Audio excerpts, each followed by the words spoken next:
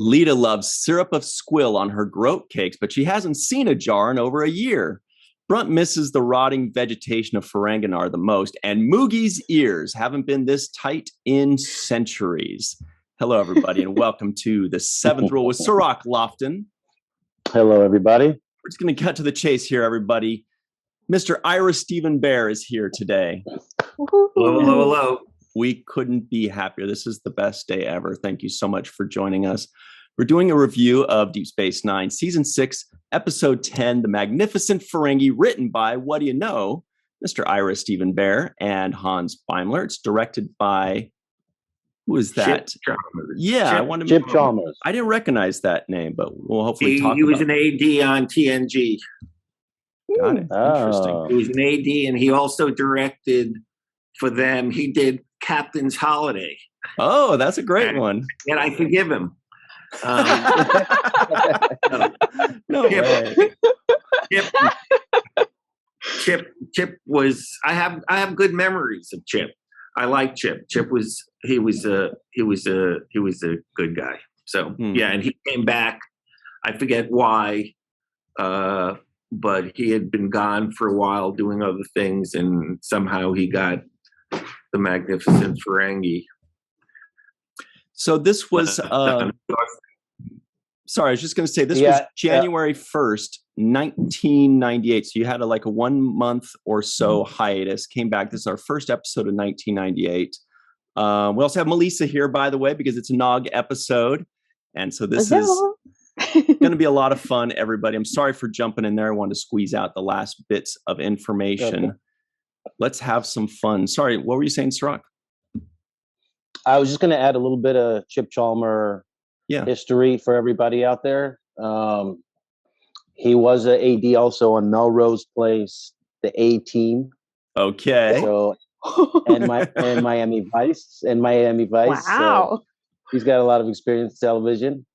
And he also directed Take Me Out to the Hollow. Yes. So Love that one. another great episode. Yeah. That's a funny story. I should be on for that one because that has yes. That's how that came about is a good story, actually. We would love that. Talking about that. Yeah. Yeah, because Take Me Out to the Holosuite is one of those episodes where I feel like when I first saw it back in the day, I was like, oh, interesting, a baseball episode. But looking back on it and revisiting it, it just feels like one of the best episodes ever. It's so freaking fun great. And amazing and beautiful. So we can't wait to talk about that. But Cirroc's like, yeah, but I can't wait to talk about this episode right now. So let's go ahead and do that. We've got a nice juicy pie in front of us that we can slice up in this episode. I love this episode. I found myself laughing out loud a few times. And this was one of those things where you put comedy into a very serious show, actually at a serious time in this show. But the comedy is such, I was welcoming it because I felt like I needed a little bit of laugh after going through all the stuff we've been through with this first 6-episode arc in season 6. Yeah. Can you talk about a little bit of the placement of the comedy and kind of even the idea to go Ferengi centric on this episode? Well, sure. By season 6, my feelings towards the Ferengi were extremely complicated. I wouldn't go far as to say the love-hate relationship, but there were times, and I know I'm not the only one. I know many fans at the time, and probably still now, were questioning it too. The validity of trying to go for these comedic episodes. I think I've mentioned before in interview. One thing that Rick Berman and I actually did agree on, and by the way, I think Rick turned 76 on Christmas Day. So wow. He's my happy birthday. One of the things we agreed on was it got to a point, I don't know if it was in season 4 or season 5, we turned in these Ferengi scripts, and at this point, Rick wasn't giving a lot of notes, giving up on the show. But he would say stuff, and he meant it. He meant it. He goes, it's never going to be as funny on the stage as it is on the page. And that was the thing I kept, the same lesson I was often being taught, because, Star Trek on the whole, not that it doesn't do it at times and do it well, it's not geared for comedy. We didn't have comedy directors. I mean, Renee Auberjonois was the closest we had to someone who really understood comedy in his bones, but we didn't have comedy directors. The show didn't think in comedic ways. And,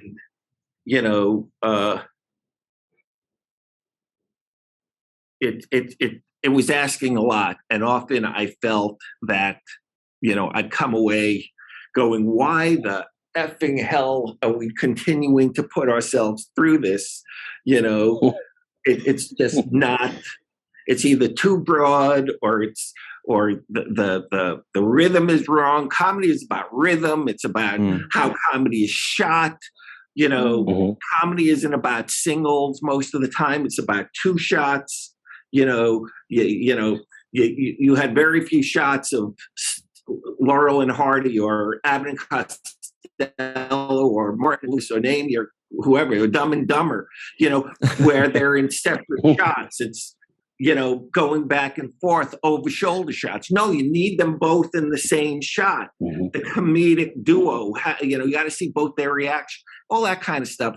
A lot of times, it didn't work. But I will say this, having watched it, and I was very apprehensive. I have not watched a Deep Space Nine episode since Far Beyond the Stars at the convention in the Vegas convention. That's the last time I've seen a Deep Space Nine episode. That was like 5 years ago. Whatever. So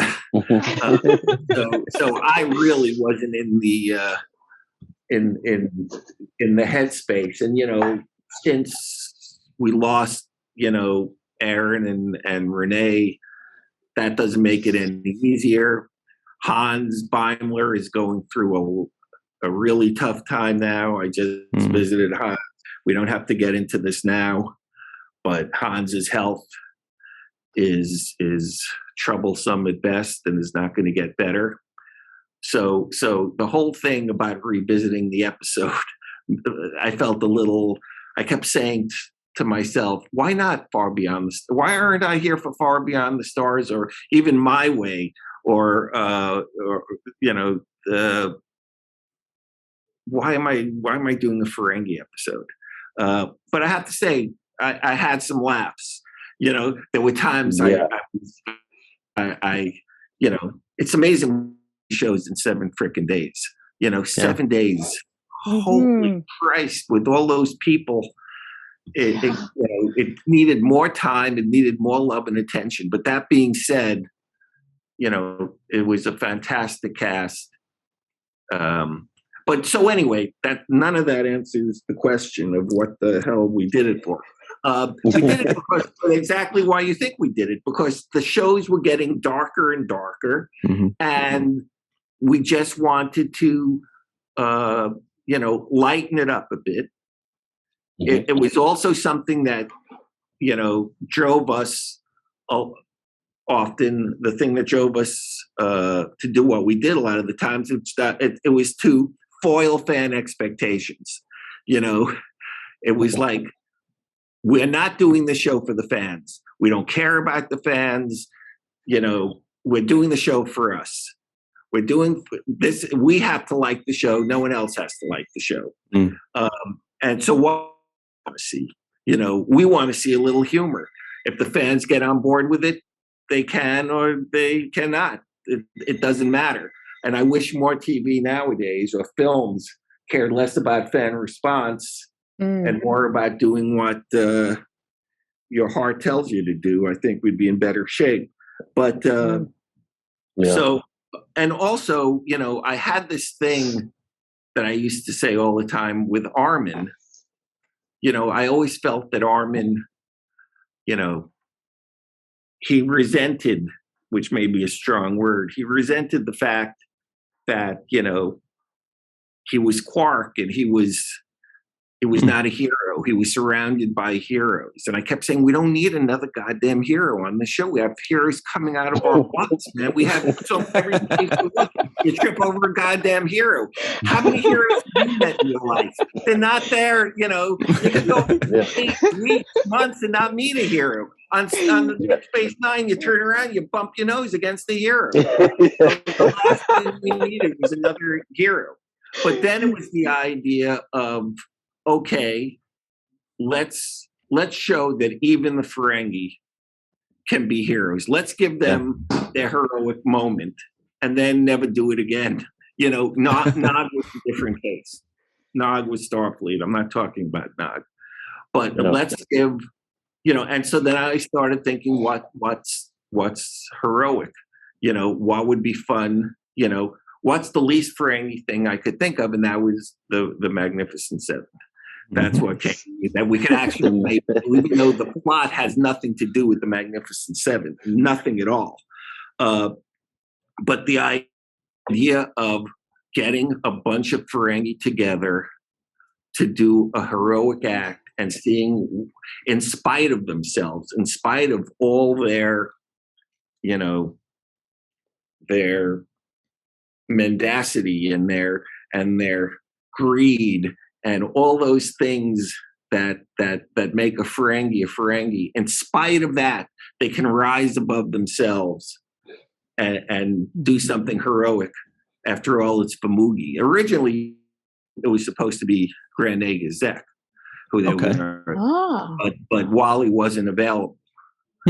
So it became Moogie, which is fine. But originally we thought about, you got to save the Grand Nagus. But Moogie, even though it's, for some of the others, there was less of a need to save Moogie. I mean, really, that's Quark, Ram, and Nog. But it still worked. So that was the thing. Let's do something a little lighter that'll surprise people, and let's make it so that everywhere the eye looks, it's a goddamn Ferengi. You can't get away from it. If you want to, not in this episode, pal. Close your eyes, keep them closed for 5 minutes, open them again. It's still Ferengi. There's more of them now. Yeah, and there really wasn't a B plot in this episode. Yeah, this is like all A plot.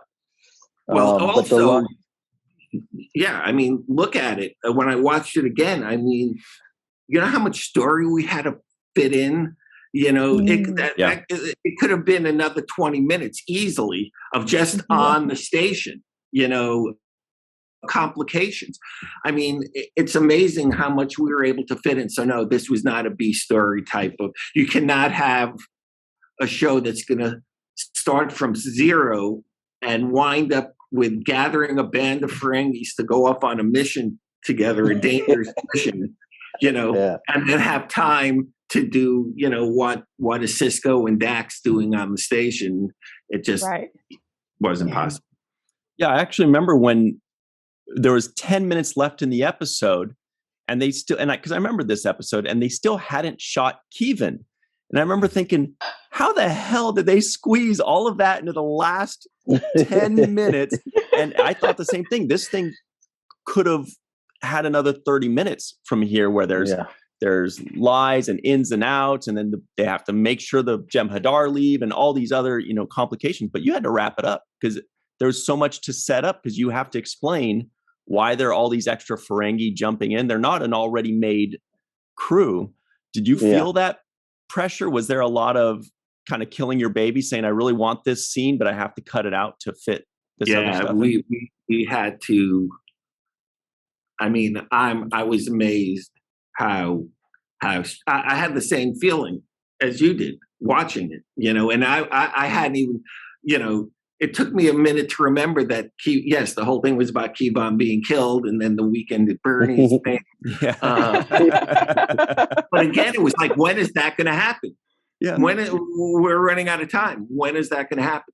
So I was happy to see, and then it gets wrapped up so quickly. I mean, it's really, you don't even have time to take a breath. I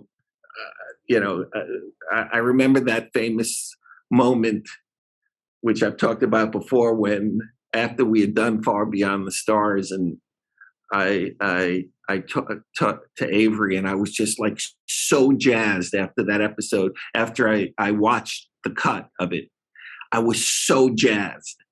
And I remember, I don't know if I called him or it was in person. I said, Avery, man, we did it. It really came out. It's really good. And Avery's perfect response was, should have been a two-parter. It's like, can't you give me anything? Can't you just for a second say, yeah, it's good? So what I'm thinking is I should have responded with, and so should the magnificent Ferengi. Could you imagine if I said that to him?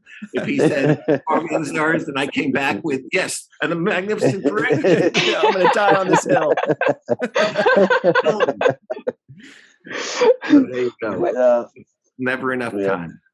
But even still, you managed to fit so much information into this episode.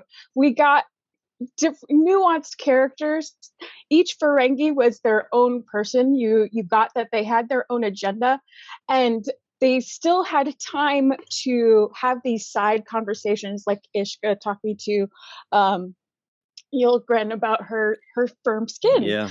And all of that, and you never lose the urgency in what they're trying to accomplish as a whole. So I don't know where I'm going with this, but it's nice to see. It's refreshing to see, because we don't always get that with some newer stuff.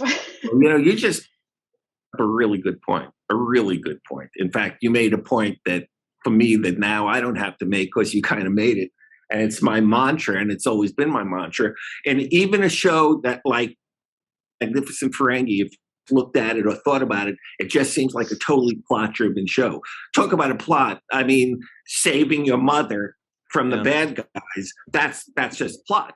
And how the engine of that show is going to be plot. But actuality, it's the characters, and the fact that we take the time that every single character is given a specific, a specific point of view, a specific take, and obviously we had that's where we drew on the Magnificent Seven, in that remembering how you can sketch a character by giving him one motivating need, a want, and that tells the audience who that character is. We were also lucky that a couple of these people had been in previous episodes, so they, you had seen them already.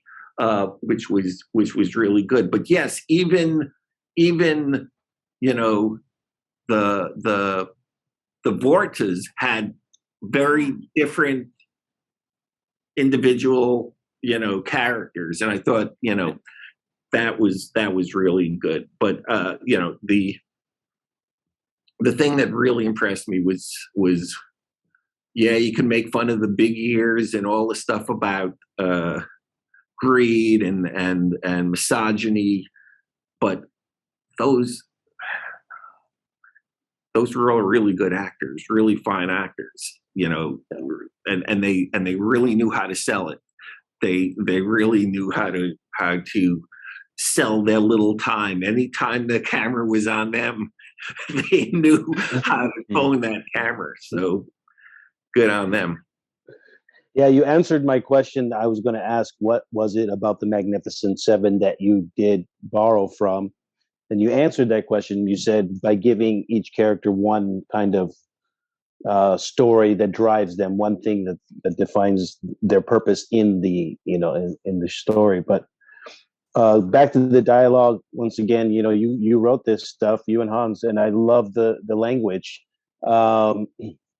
and some of the thing that makes DS9 so exceptional to me is the way that you have the dialogue, the way you put conflict, and the way you add drama, the way the honesty is there. And I think that reflects, Ira, who you are.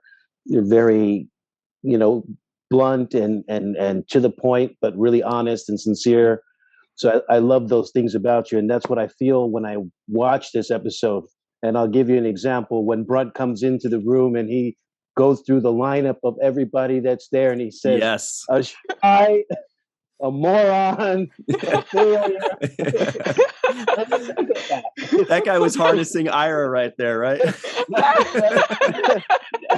I mean, that to me is that's like, I loved it. The writing's so great. It's like right to the point, and I'm in. Like, not only is it all these guys, but I'm in too. Count me in. So I love that the writing. It's just beautiful, and it made me laugh. Literally, I had to go back a few times to watch scenes over, and I found myself rewinding. Let me see how Nog had a couple of lines right when they kind of confront him about joining in, and he's like, "Not me," and I just watched him say, "Not me." I went back and saw like 3 or 4 times just to see that first facial expression he gives, like, "I'm not. Don't even waste your time." But let me go to my next question, though, and that is the Ferengi identity. You say you've always struggled with the Ferengi, that they were kind of, you had conflicts about what they were being portrayed as. And I feel like that's what you identified in this episode, not only in the description of who the characters were, you have these people, but you use the fact that their greed, you use their greed and their logic and their desire to get this latinum, to show that they have this courage. They also have courage, and they also can be motivated to kind of get the right results. And I just love that kind of clever storytelling. I want to let you expand upon that.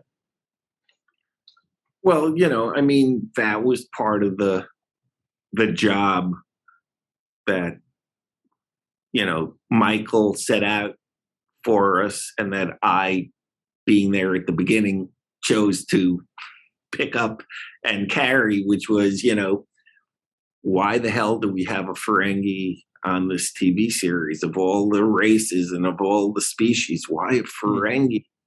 I mean, Captain's Holiday and they didn't have like this great history on the series, in the franchise of let's talk about all the great Ferengi episodes.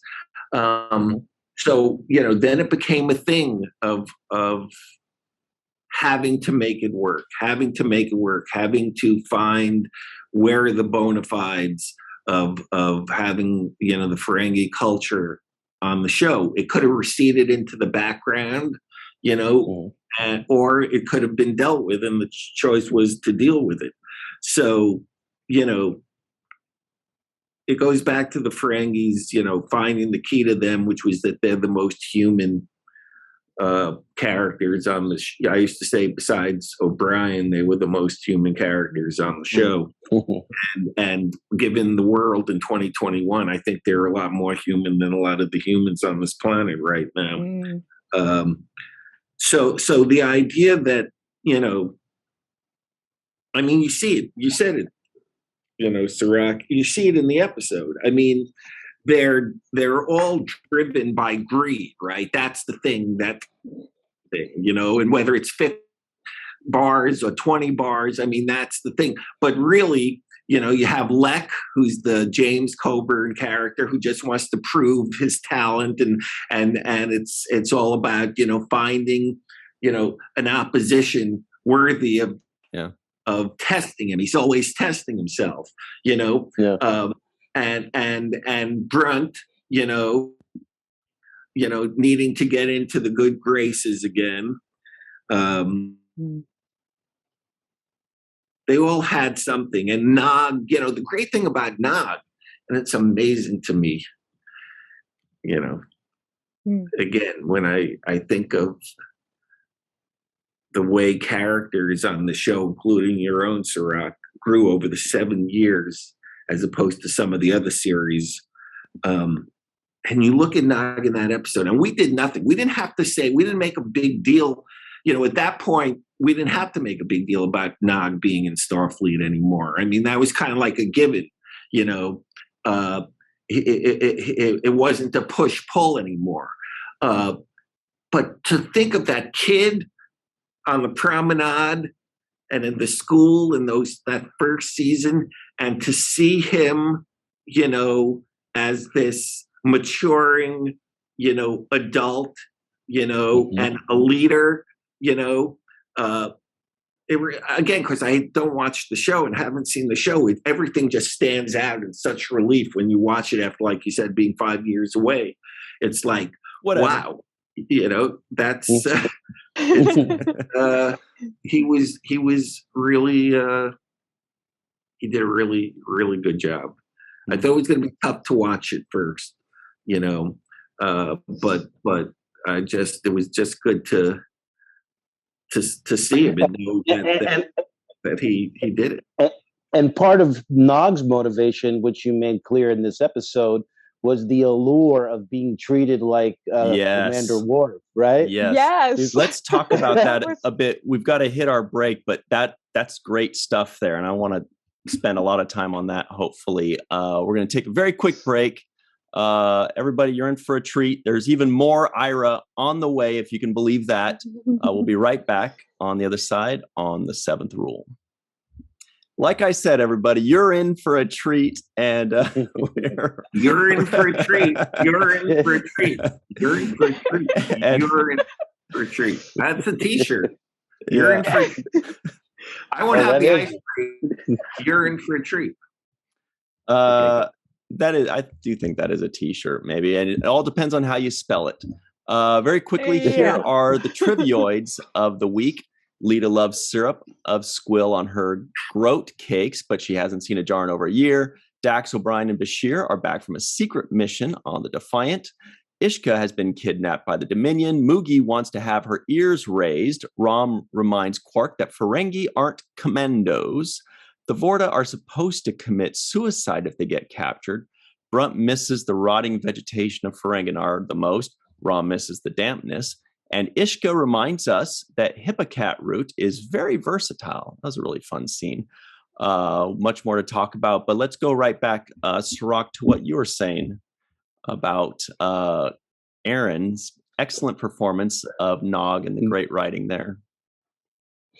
Yeah, I was just highlighting the fact that, his ambition was the thing that they used to kind of the carrot on the stick to get him to sign in on the deal. And his ambition to want to be a leader, which is another great characteristic of who Nog is. And I felt like we saw glimpses of that as well when they were locked in that one room in the infirmary. And they're all basically saying, we don't want to go see what's outside. And Nog has the courage to say, I'll do it. Right. I'll go up and, I got it. And I love that. Just it's a small moment, but I just love the fact that you wrote that. You wrote that for Nog. You're like, and he played it like he was supposed to. And I just felt like there were other moments too. I liked the moment as well when they were going through the things and he says, "Sir." Oh, that was that whole exchange. Yes, that sir scene was the best, and it ended with Rom saying, "You mean, sir? We're a team, sir." Right? Ice the cherry on top. So good. But yes, the way Nog is just like he's so ambitious and. He has this real desire to be a leader, and he has so much courage. I think that resonates in his performance in this episode. Well, what I liked about that, Cirroc, and I definitely noted that when I was watching it, and it surprised me, is all that was there. Everything you just said was there, but it was there. We didn't hit it. He didn't hit it and we didn't hit it. Like it didn't become a thing. Like he didn't have to make a big deal. He didn't have to force it. it was really, it's like he wants to be Worf. What, what's the surprise? Why wouldn't he not want to be like that? There was nothing immature about that. There was a maturity. That's the thing. There was a maturity about Nog in this episode that surprised me, because I hadn't seen him and I haven't been watching, and it was like, that he was the Starfleet guy, but he wasn't like a stick in the mud. We didn't make him. We avoided a lot of cliches. I realized easily. He could have been the martinet and gone overboard, which could have been an odd thing by really pushing his authority. But no, he's actually like one of those people with the H word. It's like there's an easy heroic nature to him in the show, and he's going to get the job done. And I was surprised. I have to say, it was not as ham-fisted as I thought it would be at all, and it was kind of touching in a way, how in terms of how the character had grown. Well, therein lies the beauty of Deep Space Nine's writing above almost any other series in any franchise, is that you took the time to create these very nuanced characters that have so much depth to where you don't have to slapstick it. You don't have to beat us over the head with it. You can make a joke or a touching moment or a threat with just a look or a word. And you trust the audience after 6 seasons to know the characters enough to where we don't have to beat them over the head with it. You're thinking we can just let the characters play true to themselves and the audience will laugh.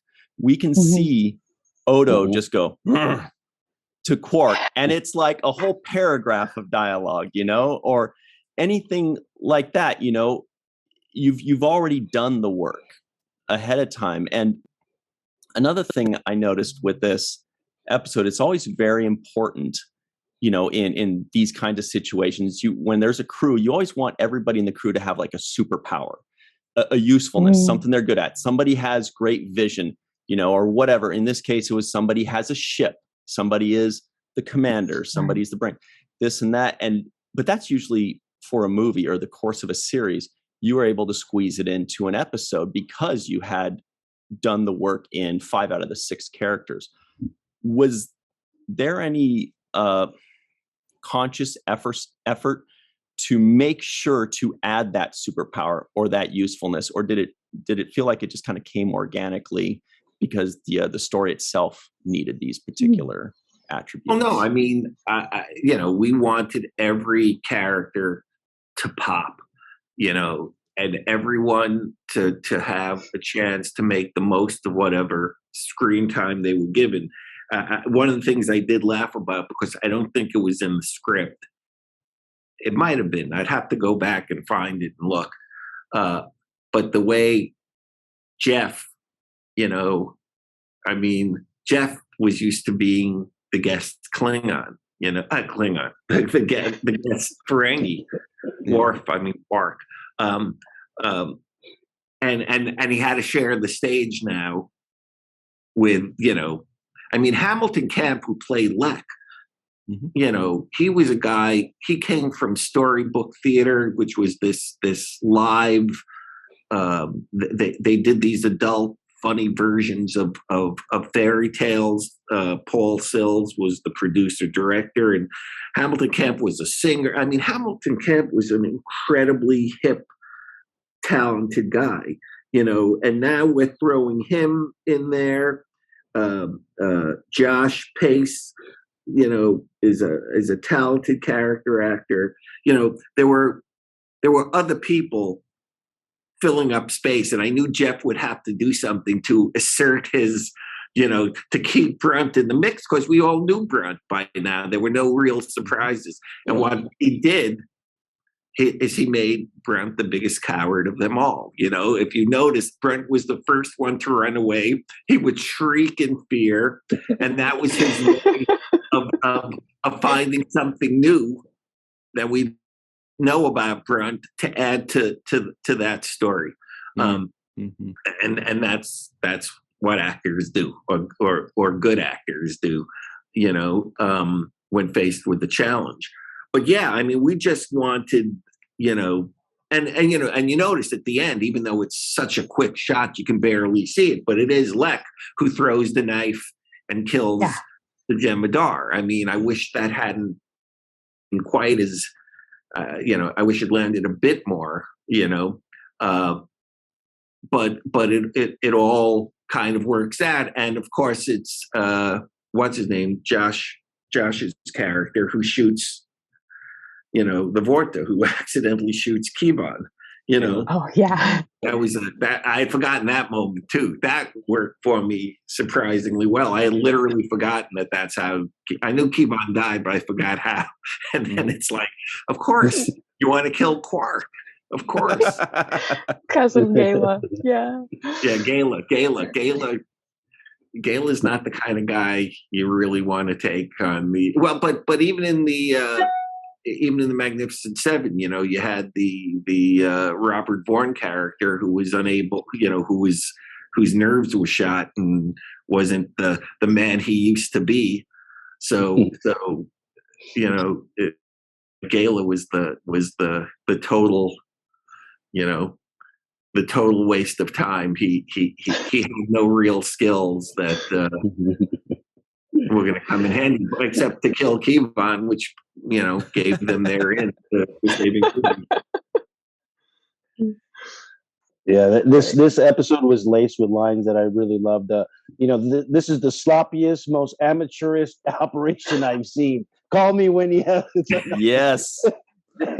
Those lines, another one is Brunt, when they're like, Brunt, get out of here, nobody wants you, and Quark's like, that make the people have spoken, and Brunt's like, okay, I'll just get in my ship and leave. Duh, I've got a ship. Like it was perfect. Another beautiful moment was when Quark is bringing Keevan onto the ship, and Rom starts introducing everyone and loved it. Yes. Brilliant. So good. Just the way he did it. He was like, and I'm Rom. This is Nog. Oh, right. Beautiful. And Quark says, I don't think he cares, or something of that nature. And he's like, truer words were never spoken. So Christopher Shea was really, really good. I mean, he was a Vorta. It was perfect that we killed him, but if we hadn't, I would have brought him back to deal with Weyoun, because he was quite good, which is absolutely why we brought him back after Rocks and Shoals. But he was good. He was quite good. I like the way this scene opens with the nephew, cousin, stepsister, friend, secretary, and Armin is great at comedy. We mentioned Renee earlier, but I want to give Armin his props, because he nailed all the comedic timing in this as well, and he was outstanding. But no, I wanted to go back because when I was watching it, I was thinking Gene Roddenberry would be proud of this episode, and the reason I was thinking that is because there were moments when I was feeling like this is a Western, this was a Western in 100%. Space. Yeah. Right. And I felt it in the music. I felt it on the close-ups, and they kind of had moments where they did close-ups where Nog's looking over at Quark and Rom's looking over, and it's like, and then they come out with their pistols, on the hip, and it looks like Quark's ready to, Billy the Kid the situation. It really felt like a Western to me, a space Western, and that's why I felt like Roddenberry would have really loved this episode had he been around to watch it. Cirroc, can I just second that? Because I felt the same thing. And had I not known anything about the Magnificent Seven ahead of time, I'm sure I would have felt Western too. The music, the scoring, it was still the recognizable feeling and notes and instruments of Deep Space Nine, but it was delivered like a Western, like it felt like Western music. Even the way Iggy Pop, whether deliberately or not, was delivering his. It sounded like I was listening to John Wayne the way he was delivering. I don't know if he was told this or if that's just like, that's the way he's like, what are you talking about, Pilgrim? This is how I talk or whatever. I just wanted to second that. Very Western. Yeah. And it felt like it had kind of the heart of what the show set out to accomplish initially. Well, that's a good point because, you know, as soon as you brought this up, I do remember talking to Chip, and one of the things we discussed was the Sergio Leone, you know, tight, not just a close-up, but a tight close-ups, you know, those looming Lee Van Cleef, Clint Eastwood, like into the eyes almost. And he did that a lot with Iggy. And he did with some of the others too. He did with Gala, well, maybe not with Gala, but he did it a couple of times, you know, and that's very much, you know, that Western thing where it's the stare down, you know, it's all in the eyes. So yeah, I thought that was cool too. Yeah, and you know, you two are coming with me. When Quark says that, and he gets up and says, "Yeah, I'm going, and you two are coming with me." And when they come around that corner, I felt like this is the old noon stare down, right? Yes. You're just gonna have a good old gunfight right there. I felt like it was one of those, you know, take 10 steps and draw moments. You did have Sisko in for one scene. I felt like that was like a let me just check a contractual obligation and get him in here, because they did have that one scene where they kind of break into his office. I thought it was funny too. Yeah, that was pretty funny. I was surprised they got that all together. It worked for me. I thought it worked, and Sisko's reaction worked. He didn't go over the top. He was just like, those kids up, you know, Quark and his brother up to something. I'm not even gonna ask. I love that. But I wanted to go back to something you said earlier. You mentioned that you write for yourselves. You're like, no, forget the fans, forget everybody else. I'm writing for myself. And what that kind of, and you said you wish more people would do that. And what that kind of makes me think about is sometimes I see writing that feels dumbed down. Like you're talking down to people as if they don't get it. So you have to explain, I'm feeling really sad right now. And you know, and it's like, you don't have to write that, you know, let other stuff show that, but don't say those kinds of things. And I feel like a lot of writing in these days is kind of dumbed down to that effect, where they're trying to treat the audience like we're fourth graders or third graders. We don't understand what's going on.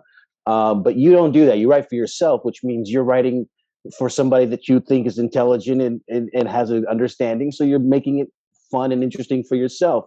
And I think that's a huge difference for what the end product is. And I want to congratulate you and you know, for doing that, because it makes it so much better that you're trying to make yourself laugh and not us. Because when you make yourself laugh, we're laughing too.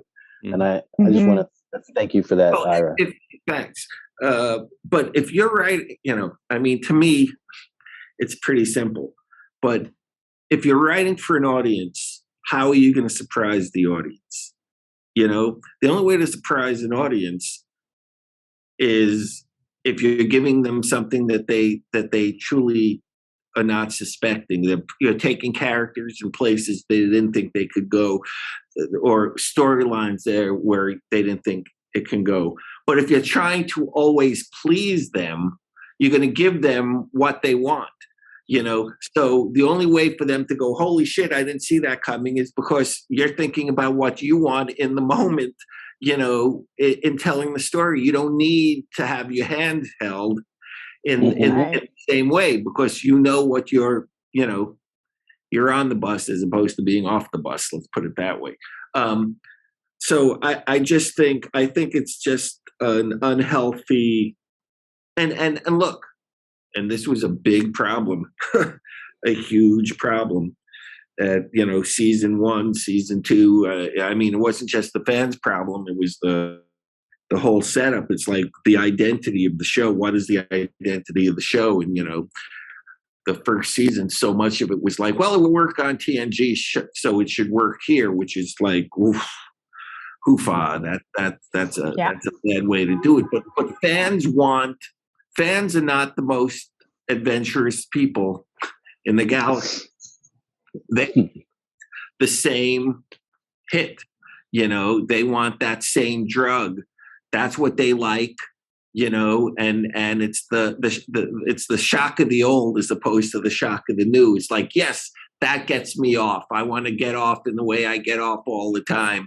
And it's like, why isn't Sisko, Picard? Why isn't Picard, Kirk? That whole thing.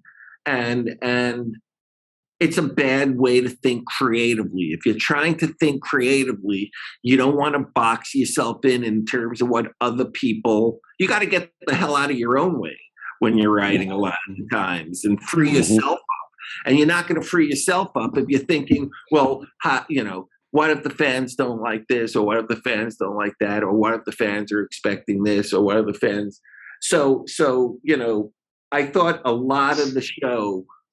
A lot of Deep Space Nine, in my mind, and only in my mind, was really a conversation or a struggle, maybe more than a conversation, with the fans, to take the fans into places where they weren't expecting and either go with us or sayonara, don't, because if you don't, that's good too.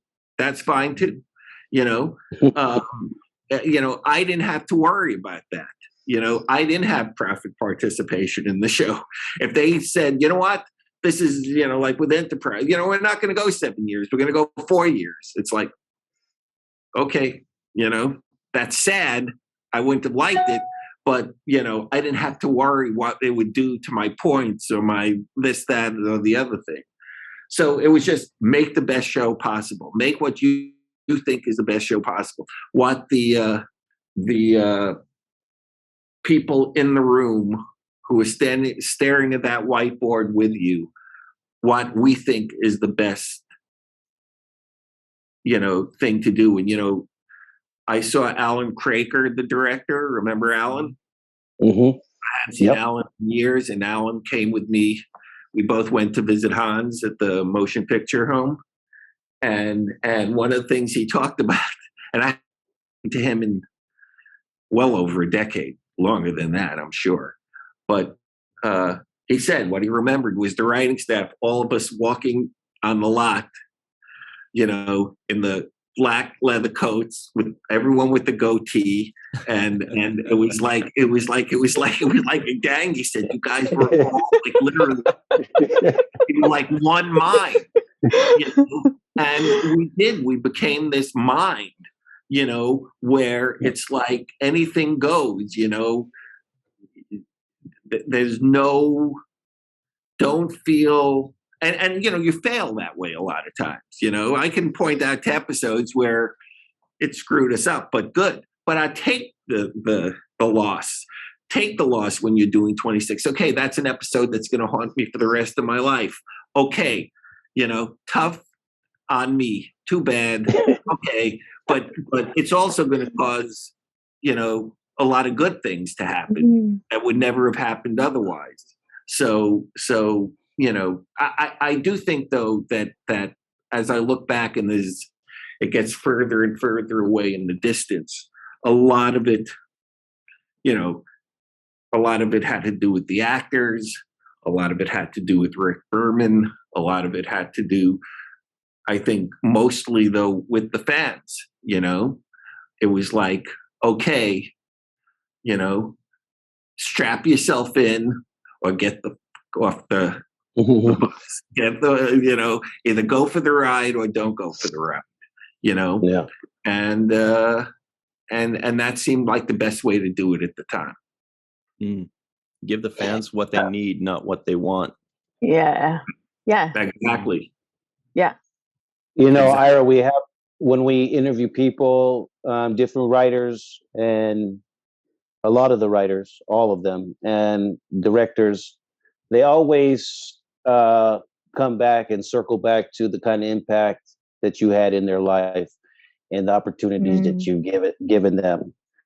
And I don't know if you get to hear it because, I don't know what kind of communications they have, but I just want you to know that you've made a really big impact on a lot of people's lives and started a lot of writers on their journey in life. And I think that's just, that's very special. And, whether you hear it or not, people are very grateful for what you've done and the kind of position that you've played as running this show, including myself. That's nice to hear, and I thank you for it. But to be totally honest, that's the easy stuff. That, to me, that's the easy stuff. I mean, that's the Bronx boy, tomorrow, not tomorrow, today's Thursday. So on Sunday, I'm going to Zoom with guys I've known since kindergarten, since kindergarten. You know how many years that is? At least 30. I have, so the dealing with the people part of it is what it means to be a human being. That just comes with being a human being. You got to be able to know how to deal with people, whoever they are, and wherever they fall in the spectrum of whatever, in terms of what the mass culture, society think. Who cares? But that's easy, and it's nice to hear. But that's what I'm supposed to do as a human being. That's what we're all supposed to do as human beings. But not everybody does it. A lot of people, and some of them, are very possessive about stuff, and they're not as generous in letting other people get shine. And you've given the opportunity for other people to shine. Guys like Michael Taylor, Ethan Koch, all of these people that we interview, and Robert, Robert Wolf, Mark Zachary. These are people that you've basically, put on, quote unquote, or help in their journey. And it reminds me of somebody like a Rod Serling and the kind of impact they had in the business and the many careers that then were spawned because of it. So I just wanted to make sure you got your flowers while you're still here to hear it, and you understand how much people love and appreciate what you've done and the kind of generosity and spirit that you've given the opportunity to people to shine. That's good. Thank you. I appreciate that. So I love it. So we have a couple minutes left before we go off to the free-for-all. Malissa, I believe you may have had something to say a minute ago. Did I catch that correctly? Yeah, I think it was covered though. But I do have another question. It's probably the most important question of the show. And that is, what is a squill? Here's something. You want to hear something funny about? So it happened during this pandemic. So it's in the past year and a half. For some reason, I was at the Antius Theater with Armin and Kitty. And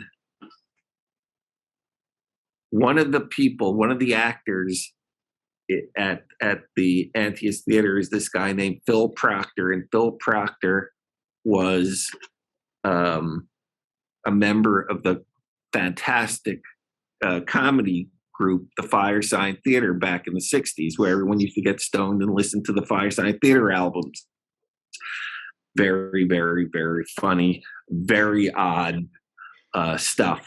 And so here it is, 2021, or maybe it was 2020, and Armin comes up to me and says, Phil Proctor wants to know, groat cakes? Groat cakes? That's something that was said on a Firesign Theater album in 1969 or 1968. Wow. And I said, yep, groat cakes. That's one of those things that stuck in my mind. I always wanted to use the term groat cakes. And Cirroc Will and Hippocat is from the W.C. Fields movie It's a Gift, which just came out on Blu-ray, if you want, one of the great comedy films of all time. And I, from the time I was a little kid, I thought the term syrup of squill, which is some kind of medication, I think it's for an upset stomach or something. It was a real thing, I believe. And Hippocac too.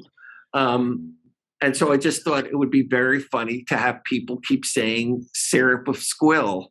So that's, again, it's just something that amused me. It had to be some kind of a name. And groat cakes, I just love the fact that 20 years after the show aired, I get the question from the guy who put the thought in my head, did groat cakes, where did he come up with groat cakes? And it's like, wow. Where the hell do you think I came up with groat cakes from you? There's one more of those too, and I'm so glad you guys reminded me of this. A couple months ago, we were all up in a tizzy trying to figure out once and for all, 30 years later, what the is yammock? Yes. Is it a root? Yammock sauce. How do you make yammock sauce? That one I don't have an answer for. The mystery will never end. That one I don't think we have an answer for. Right. Yammock sauce. Yammock. Okay. We'll go back to the drawing on that then. We'll figure it out someday. Or Ira just makes something up and pretend like it's just always been like that for the last 30 years. But sorry, go ahead. I know we got to leave. I just want to throw in one real quick for the audience out there.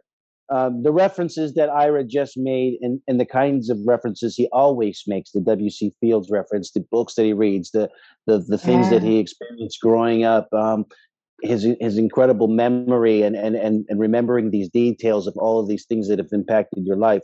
That's what makes it rich. It's that layer of being able to draw from Magnificent Seven and draw from W.C. Fields and draw from here and draw from there and blend it all together and make your own original piece of artwork.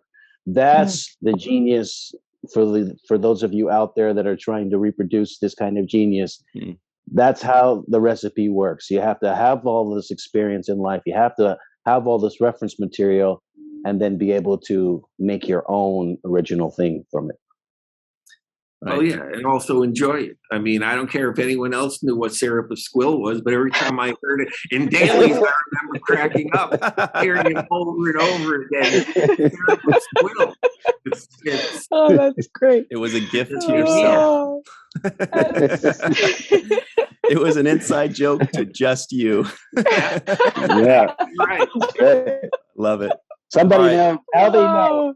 Now they know. See you guys. It's a seminar in writing every time Ira is on. So everybody at home, play this 1,000 times over and keep learning. We do want to give a very special thanks to Carmen, a.k.a. Skillet, TJ Jackson-Bey out in Missouri, Bill Victor Arucan, Yvette Blackmon, Tom Homer Frizzell out somewhere in New Yeezy, Eve England out in Wales, Dr. Marie Segal, Tim Baum, Titus Mohler, John Mann, Darlena Marie, Rex A. Wood, Dr. Muhammad Noor, Joe Balsarati, Tierney C. Diekman, Dr. especially Susan V. Gruner. Thank you all very much. Huge round of applause and thank you to IRA STEVEN BEHR, who's as close to a god or a titan as you can get on this planet. And stick around. We'll be right back on the 7th rule with the free-for-all. Well, hello, everybody. Welcome back to the 7th rule with Cirroc Lofton. Hello, and of course, Malissa Longo, Nog episode. What do you know? Mr. IRA STEVEN BEHR has decided to stay with us because he is the most glorious man or god ever created. Thank you so much for joining us again. This is the free-for-all. We've got Eve England out in Wales, Homer Frizzell out in New Yeezy. We've got Grandpa One in space, TJ Jackson-Bey in Missouri, Goldie Scott in South Carolina. We've got Dr. Susan V. Gruner just floating around next to Deep Space Nine, and Tierney C. Diekman in Virginia. We'll remember that eventually. All right. Mohammed. And that's right. Dr. Muhammad Noor in North Carolina, neighbors with Goldie Scott. Thank you. All right, let's have some more fun. Homer's thinking, is he going to start with me like he always does? You guys have any? Homer's just going to talk about sports. He's already. Oh, well, then let's start with Homer then. All right. Homer, do you have any thoughts or observations about the episode or for Ira? I was going to do this. Ask a question about the ductwork and how they were crawling through there so much, but I know that Rom was there when Quark found him, and I can only assume that once they were inside, it was the quickest way and most fun for us to see to get to Nog to try to recruit him. That's correct. Yeah. And I love that moment where they go into Sisko's office accidentally. And Sisko was kind of like, well, look, you know, he didn't get upset, but he's like, oh, those guys. Yeah, I like that a lot. You know, that's the second time that we've seen somebody just pop out in somebody's room like that. That's how Nog stole back Dr. Bashir's teddy bear. So, like, where's the security around this place if you can just pop out of a time in anybody's room? Odo. What you doing, Odo? Not doing your job. He's distracted by Kira. Imagine how that would have gone season 1 or 2 if Quark and Rom crawled out of an air duct into his office. He would have been pissed. It would have been a whole thing. But by season 6, it's like, oh yeah, you too. Ferengi's as usual. Yeah.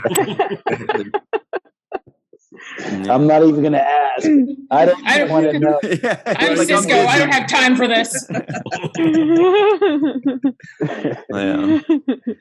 Well, Eve England out in Wales with the coolest baking skills of all time. Oh, actually, can you show everybody very quickly, once again, your creation? Here we go. Okay, try not to drop it. Let's eat it. Yes. That's so awesome. So cool.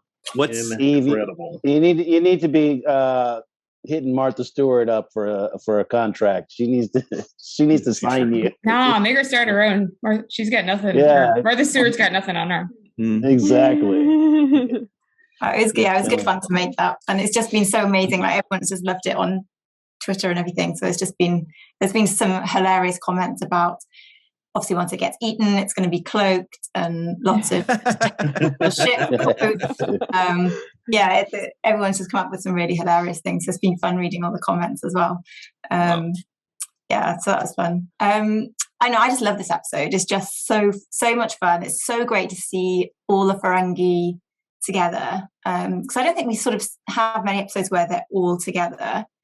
Because we've got Ishka, because Nog isn't always around. We're in some of the other. They usually sort of split them up, don't they? So it's just so great to have them, and then have some of these extra characters, Brunt and Galen, and all of those guys who just the chemistry and the way that they play off each other in this is just fantastic. And I know we've heard in the past from Armin about how they practice together, and I'm not sure whether they did that in this episode, but you could really just get the sense that they just clicked in terms of the dialogue, the actions that they were doing, and it's comedy genius. I just love this episode.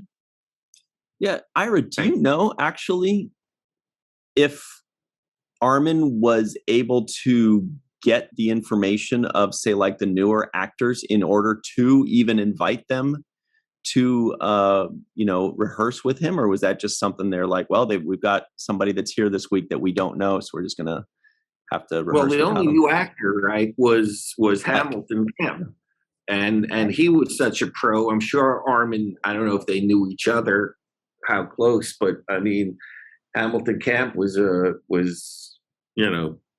very well known actor, singer, comedian, everything. So no, I don't know whether they got together or not, but you can just tell. I mean, that was like the old from Dover and Excelsior. I mean, they were like, they.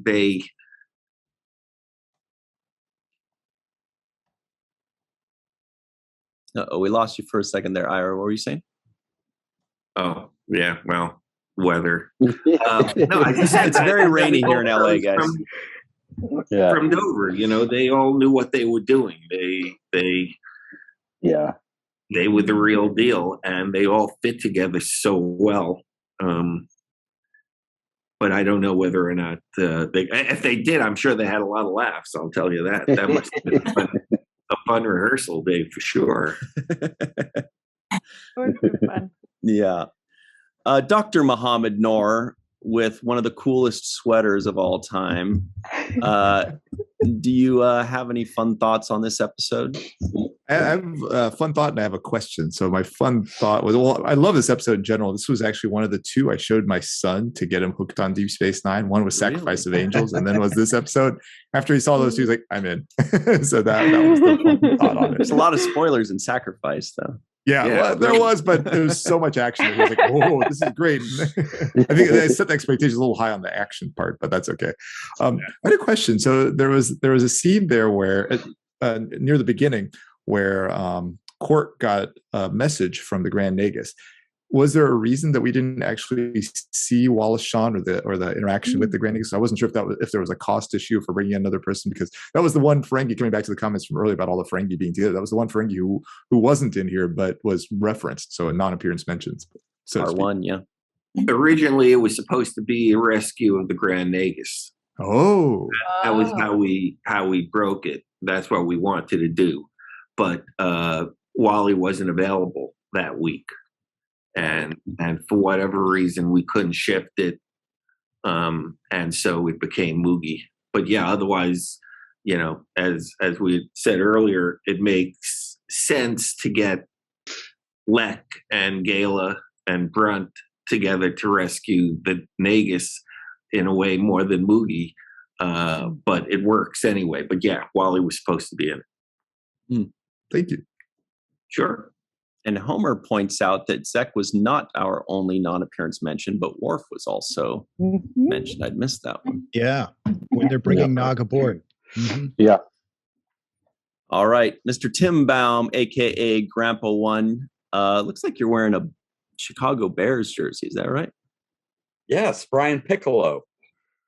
If anybody's watched Brian's song, that's... Yes, of course. I know Annie's song. Good one. No. You just got the hand. Got the hand. By John Denver. It's a great song. Anyway, sorry, go ahead. It's a good song. What made this episode for me was Iggy Pop. I mean, he's literally the inventor of punk rock. I still remember way back when. And then I'm like, I recognize that voice. Who the hell is that? Of course, he's in all the makeup. It's Iggy Pop. And I'm like, and I was thinking, he's still alive? He's still alive. Yeah. Still now. Wow. Still. No. He had some antics that's why I wonder why he's still alive. But no. The one thing, and I think I know maybe Sue Gruner's behind this. Of course she is. I think last week or so, I looked up the IMDb score, and it was very low. And then I looked at it today, and it was a lot higher. I'm like, okay. You were looking at Meridian. Who knew that we were going to do this episode? And if it didn't get a high rating, I'm going to be really pissed off. Oh, this is a 10. It went up 3. It went up 3 points in a week. So I'm not sure who's behind that. Wait, three full points or tenths of a point? 3 full points. No. Wow. Is that even possible? It's like the profits were involved. I don't know. Tim Baum, he's a soccer fan. So I'm going to go in and give it a 10 right now. So, yeah, that's like the metric system or something. No. No, honestly, I thought it was a great episode. It was probably a good break for the other actors because it was all Ferengis. And so everybody else got to take the week off. You know, I feel sorry for Armin and Max and everybody that had to be in the makeup the whole week versus a few scenes. But no, I thought it was a very good episode. But yeah. So that's all I got. So oh, and Eve, thank you for the Christmas card. I got it last week. Thank you very much. You're welcome. See, Tim just brings the cheer for everything. This is great. The silent laugh track. The silent laugh. There he goes. There he goes. He has to mute himself to laugh. Right. That's not the most wholesome thing. On Tim's birthday, we're all going to mute ourselves and go. It's great. TJ Jackson-Bey out in Missouri. How are you? Good to see you back. Any thoughts on this awesome episode? First of all, it's good to see Ira again. Thank you for sticking around with us. This episode is always a good, fun one to watch.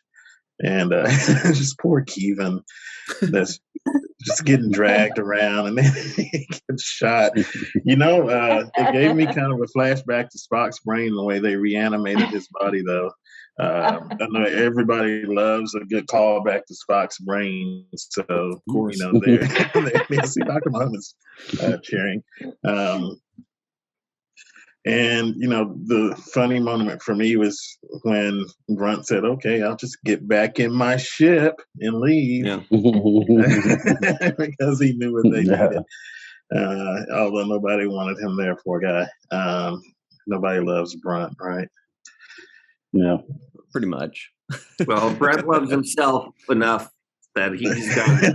Nobody else needs to love him. I see him in conversation. Yeah. TJ, you also mentioned Keevan, who was awesome in this. And I think this was only the second and final time we get to see him. But Ira, you were saying a lot of great things about him and about the actor and wishing you could possibly bring him back. Can you tell us a bit about what you liked about the performance or what he brought to Avorta? Well, it got, to the point where the hive mind of the writers thought that there was only one possible Vorta, which was Jeff, and that's how I think about it all the time. I mean, when I think of the Vorta, I only think about Combs, and the fact is that Chris Shea in both Rocks and Shoals and in this was actually really good and brought his own talk about, could you see having to negotiate with that dude? That would have been a pain in the ass. I mean, he had that kind of superiority that I thought worked really well, and that kind of ennui that, if you told me that, he's been cloned too, so somewhere Keevan is back, right?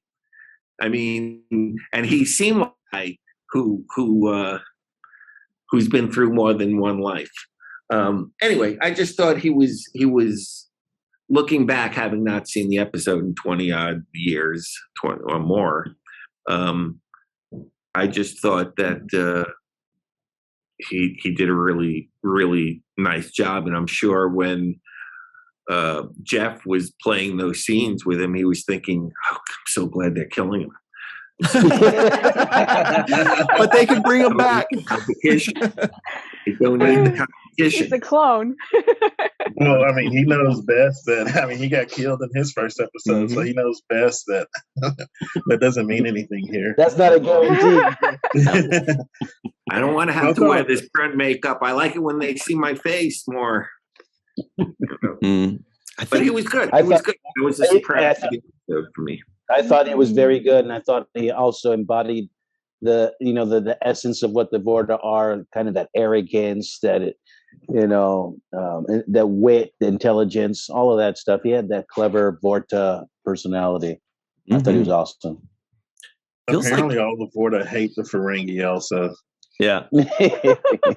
I know. You hate it. You hate it. That's your once. I feel like all of the actors that you guys got for the Vorta were so freaking good. They all brought what is inherent within the Vorta, but then gave their own flavor to it. It's them and the Ferengi and the Cardassians, they're just amazing. Dr. Sue V. Gruner, all the way out in North Florida. Any thoughts on this fun episode? Yes, but I'd hog up all the time. First, thanks, Ira, for being here, and thank you for staying purple. And I love everything about this episode. I'm still laughing. Moogie is captive. She's a hostage of the Dominion, and she's complaining that they don't have an investment portfolio. I mean, I just yes, so good, so good. Parents, her sweetheart is brilliant. I loved it. I guess I'll just leave it there. Oh, the clothes. I would kill. Well, I wouldn't really kill, but what I would love to have those Ferengi uniforms. Fabulous sewing, fabulous colors, fabulous combination. They spend big bucks on those fabrics for those darn Ferengis. That's not cheap stuff. And all the little accessories and everything. I'm the fashionista in the group, and I appreciate the stuff like that. It's just so good. You do have a lot of cool wardrobe goodies, that's for sure. Yeah. Yes, indeed. Screen worn ones, in fact. Yeah. And I didn't notice this. You're matching Ira, actually. Is that why you said something? That's why you mentioned his beard? You got some streaks in your hair. Oh, can you see them? Because yeah, just I just had it redone a couple of maybe a week ago, but I've had purple for over a year. Mm-hmm. And purple's my favorite color. It looks awesome. All right. Tierney with an awesome Christmas tree in the background. And Q, it looks like you got Q back there, and Worf. I got my Q and Worf. And she's rocking the Moogie jewelry too. Yes. Speaking of fashion and Ferengi fashion and screen worn, actually, I'm not 100% positive it didn't come with the COA, but to go with my Moogie fashions, I do have one of my Klingon artifacts that supposedly was. It's very heavy, and I can't bend it to actually fit my wrist, so I dare not wear this out of the house. But I did my Moogie look today. I have my chains off my earrings. I even put my hair up. I tried to make ears. I did try. I put way too much effort in for something that's only seen from, forehead down a little bit. Don't have any, beautiful brocade fabrics and piping and big gold buckles, and God, the Ferengi costuming is amazing. But anyway, all of that notwithstanding, it is amazing. Ira, thank you for staying and speaking with us lowly humans. This is a phenomenally funny episode, way funnier this recent watch through than the last 1,000 times, who knows. And sometimes you become a little desensitized to things that you've seen over and over again, but Iggy Pop's, dry, I believe it was referred to as Midwestern humor in one of the articles I'd read at some point. It never ceases to crack me up. It's very relatable. But I did have a couple of questions, and I don't know if I'm just reading too much into it, because that's what all of us are very good at with Star Trek. That's what we do. Exactly. we are niche upon niche upon niche. I don't know if you would know specifically within this level of the writing, but I noticed something that might be a call back, and possibly one that has a callback later in the series. But the line from Nog when Keevan is just he's dead. He's got the things on his forehead, and he says, according to these readings, this man is dead. And the thing that popped into mind this time was when we first encountered Keevan, because I have like two and a half pages of notes here. As I'm going through it, is thinking back to when we first meet Keevan, and he's still just as self-centered and doesn't care about his Jem'Hadar, hasn't committed suicide as he's supposed to. Keevan doesn't even care. He's just Keevan.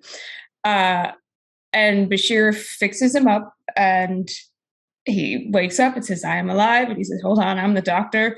According to these readings, you are alive. And Nog's, according to these readings, this man is dead. Is there any correlation there that's discernible? It's really specific, I know. It's hard to remember. By the way, this is Nog. This is the cat. There he is. Hang on, we're going to spotlight him. Whoa. There he is. Nog. The cutest guy. Yeah. Noggy. So sweet. That makes me feel bad that my Keiko is upstairs. There you go. At the time, I would think we definitely did it. I can't remember now, but since it hadn't been that long ago, I'm sure that it was a callback that we meant to do. So cute. The line reading is a little off from the reading from the previous episode, so it's hard to detect. It's one of those things, unless you've seen it 20 times and you're piecing it together, literally taking down notes. Which then we do the other one, the other one was I guess call forward, and I just realized it where I heard it later in the series, I believe, is when who's the female Romulan senator that comes on? I think they had to replace the actress. Is it Freenac? Oh yeah, we had to replace. Freenac was the male. I think that was the one that said it's a fake. Oh, it's a fake. That was that was Stephen McCaddy. I don't know. I think that was Freenac. Yeah.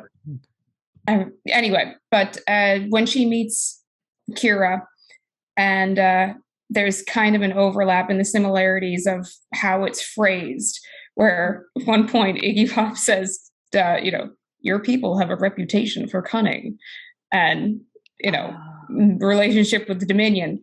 And then she goes on later and says to Kira, say a very similar thing. And it's laid out, the sentence structure, the back and forth is almost identical, just slightly different wording.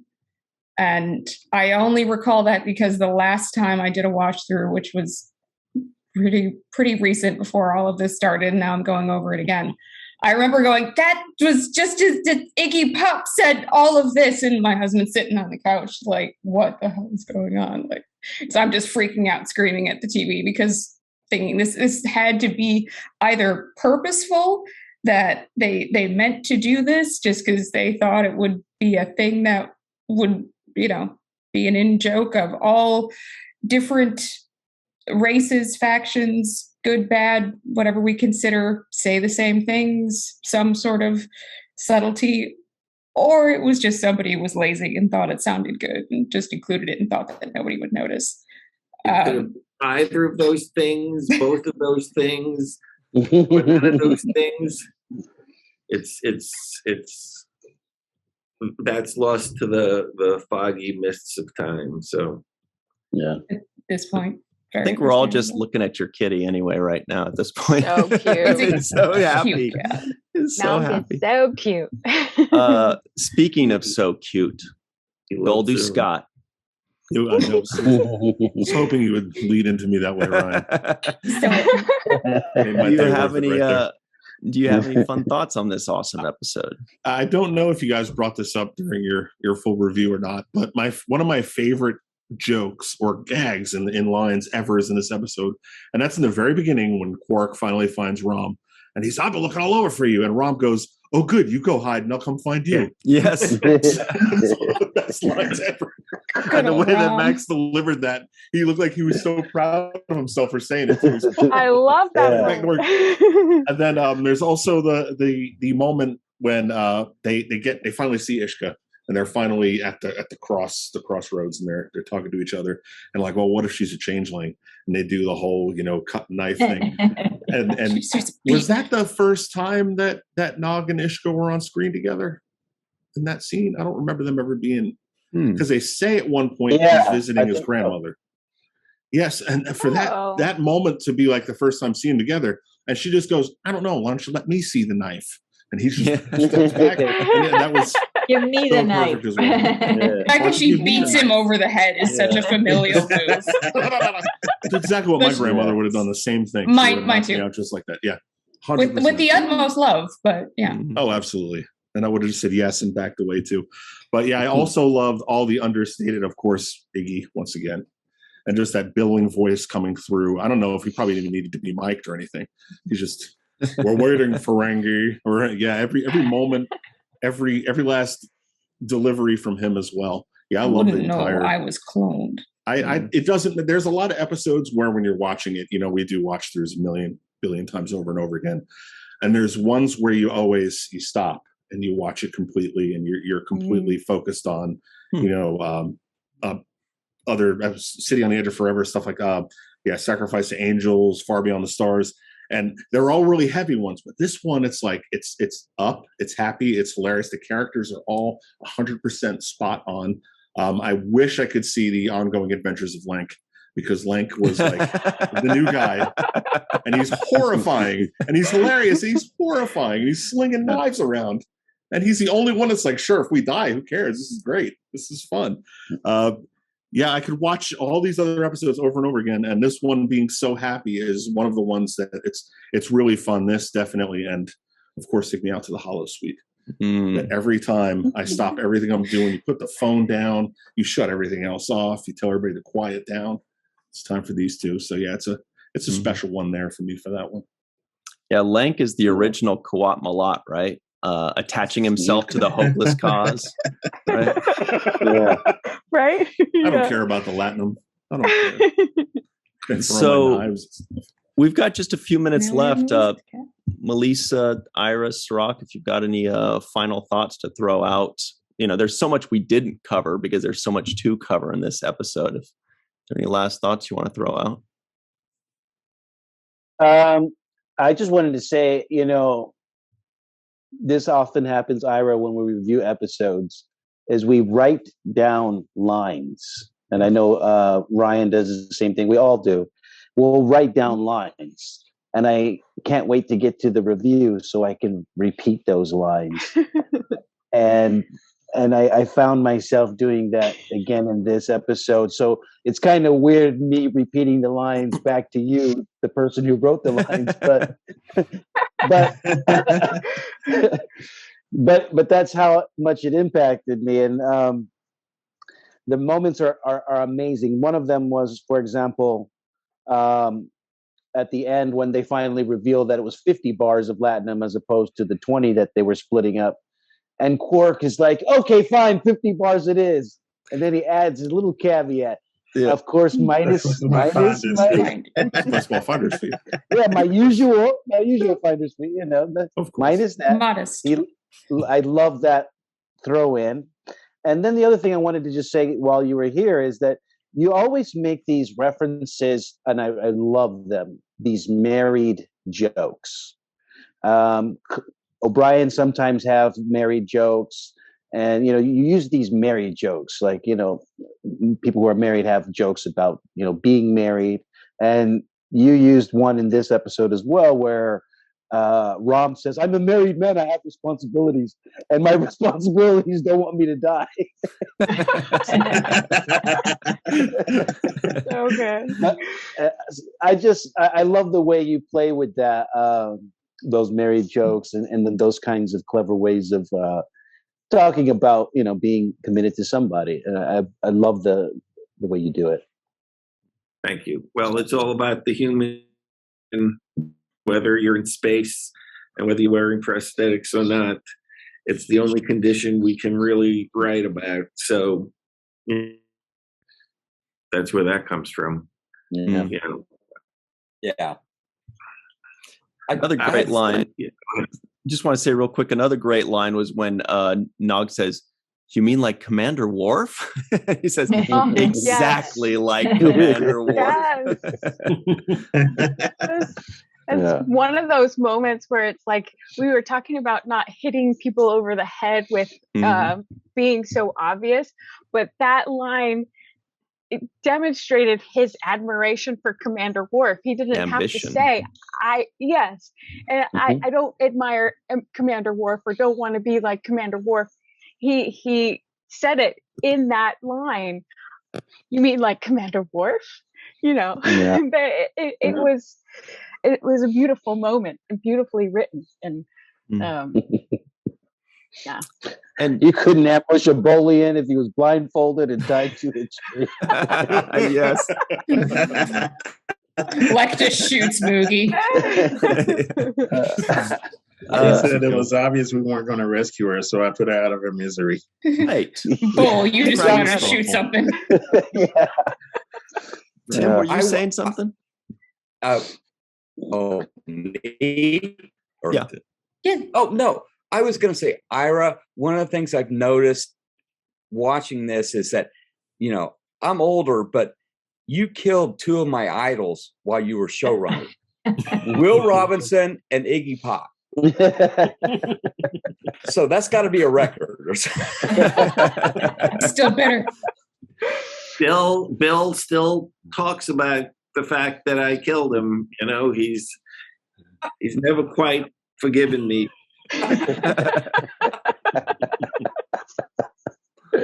a great episode too. All right. I have a last question. Yeah, please. Who is in the morning going to have some syrup or squill with their pancakes and waffles? No. I don't eat any. With their, you mean with their groat cakes? No. Yeah. You guys, we asked Ira what yamok is. Good question. And you'll have to watch the review to find out. We're teasing them for the thing that happened 30 seconds before they came on. I always thought it was like a really salty teriyaki. No. Yeah. Pictured it like a root. No. Well, I guess I'm thinking yamok sauce. I'd be thinking yucca, Ryan. Yeah, a rutabaga. Oh, last thing before we go, guys. Last thing. I just during that last scene when he was being controlled by Nog with these neural sensors or whatnot. I don't know if any of you thought of the Michael Jackson Thriller, but I had the Thriller. It